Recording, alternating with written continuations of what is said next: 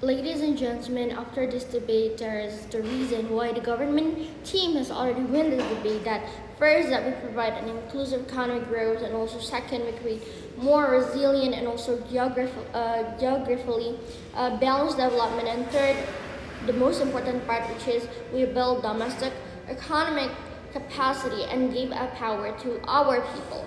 And let's see the clashes that we have right now, which is the first one is what kind of growth that Indonesia really need, because ladies and gentlemen, government established from the beginning that SME has create inclusive growth, and the opposition just respond with FDI create job increase ABCDE. But ladies and gentlemen, yes, that is correct, we cannot deny that, but they have failed to answer a fundamental question: growth for who?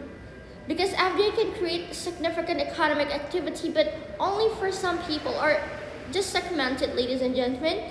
So it is only in some places with a greater infrastructure, industries, or like particular cooperation, like Java centers, we could say.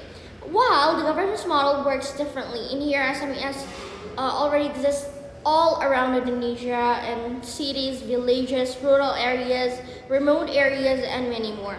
Therefore, when government strengthening SMEs, this actually benefits all people in Indonesia, all across Indonesia, not only in some places with great infrastructure. So the comparison is not like, oh, this one is growth and this one is not growing at all, but this one is, we're giving you a distributed and also a fair growth, and while the opposition only gave concentrated growth or segmented growth, because it's only for some places that is actually having a great infrastructure.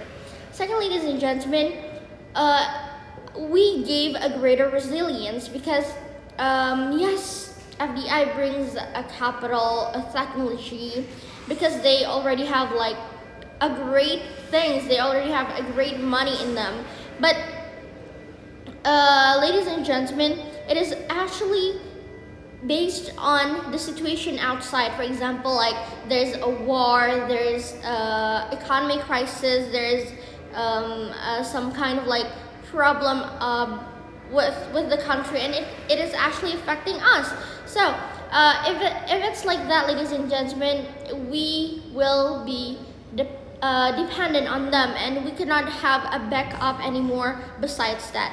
And in here, we actually creating our own strength and also resilient, because we actually make our people, local people works, and also serve domestic or our people consumers. And the third, ladies and gentlemen, we go in one question that is truly important, which is where should economic development goes? Because this was another contribution from government, ladies and gentlemen, because FDI initially seeks for locations or a great strategy like good infrastructure, large markets, efficient places and stuff. So they only stay there. We're not like giving another people a chance to grow and stuff. While SMEs gave a less inequality in our people, and also more jobs and stronger local economies.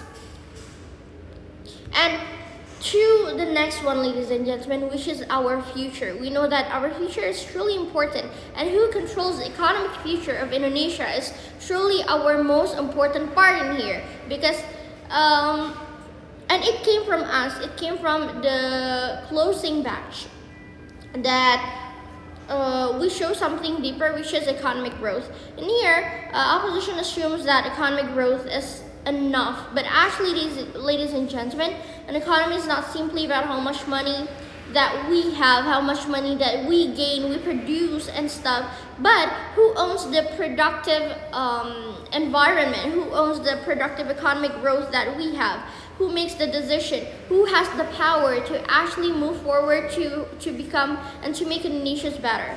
And when Indonesia becomes heavily dependent on multinational cooperation, we are becoming vulnerable to their decision, ladies and gentlemen. And so the government has to consider about unemployment, exports, the tax revenues and stuff that gives cooperation and also power to our people. And last one, ladies and gentlemen, they also mentioned about FDI help SMEs. And this is probably one of the strongest argument that came from the opposition. Yes, they will say, oh, FDI actually creating a supply chain and it actually beneficial for SME as we became suppliers and stuff. Yes, it is true. Yes, it's, yeah, okay, fair. But notice what it actually proves, ladies and gentlemen, that FDI, yes, it proves that FDI can give a benefits to SMEs, but it doesn't prove that FDI should be prioritized over SMEs. Okay, so it does not prove that FDI should be prioritized over SMEs. Okay, so the debate is about government priority. Okay, so multinational cooperation already having like a great capital, a great technology, great networks, international networks, and many more. While SMEs have significantly lesser resources, and that is why government investment and money should allocate more to SMEs to create greater